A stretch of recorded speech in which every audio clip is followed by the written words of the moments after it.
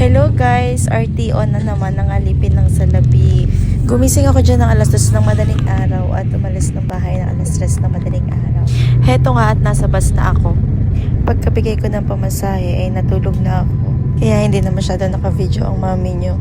Nung malapit na nga ay mabuti at nagising ako. Pumunta na ako sa paradahan ng taxi kasi magta-taxi ako. Kasi ba naman alangan naman lakaran ko yun hanggang office. Kahit na malapit yung office ay nakakatakot pa rin maglakad kasi syempre ang dilim-dilim pa ng mga oras na to. At ayan na nga, nandito na tayo sa office. Tcharam! Punta na tayo sa elevator at umakyat sa aming floor.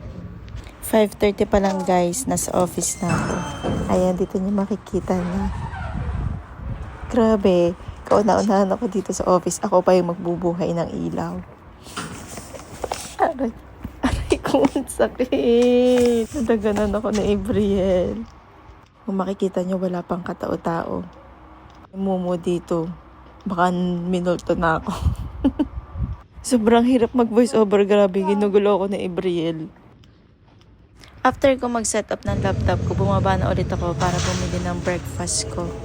And after ko makabili, bumalik na ulit ako sa office. And ito na yung pantry namin. Hello nga pala sa mga nakakasama ko mag-breakfast dito. Asan na kayo? Yun lang, bye!